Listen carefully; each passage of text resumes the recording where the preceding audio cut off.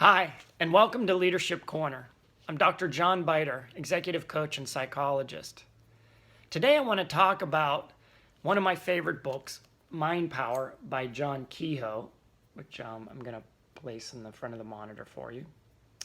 And what I like about this book is Kehoe basically explains to us the 6 laws of the mind and how they work in relation to pretty much everything in life.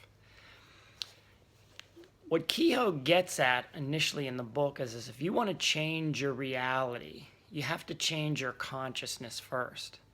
What you become conscious of will eventually become your reality. One of my other favorite books that I've mentioned before on Leadership Corner has been Stephen Covey's The 7 Habits of Highly Effective People. And Covey even says it best too when he says, no one sees the world as it is. We see the world as we are.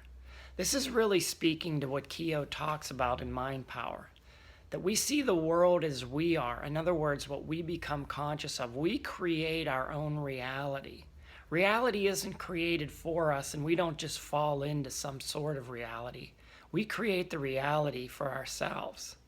And a lot of times we don't want to hear that. We want to hear that we've been a victim of circumstances, we were at the wrong place at the wrong time. But that's not the truth. The situation really gets back to what are you conscious of? Because what you focus on multiplies in your life. So like if you multiply on negativity, you're going to multiply that into your life. But if that's not what you want, then change your consciousness first. You know, Napoleon Hill wrote a famous book, Think and Grow Rich. He didn't say grow rich and then think. It was the other way around. And I also always liked Henry Ford's famous quote, whether you think you can or you can't, you're right. Again, Henry got it too.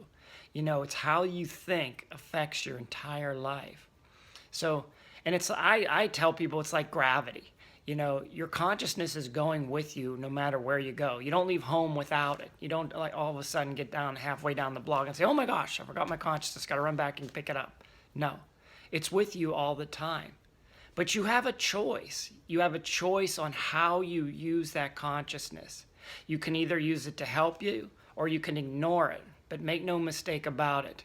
You'll reap the harvest of that use or that neglect.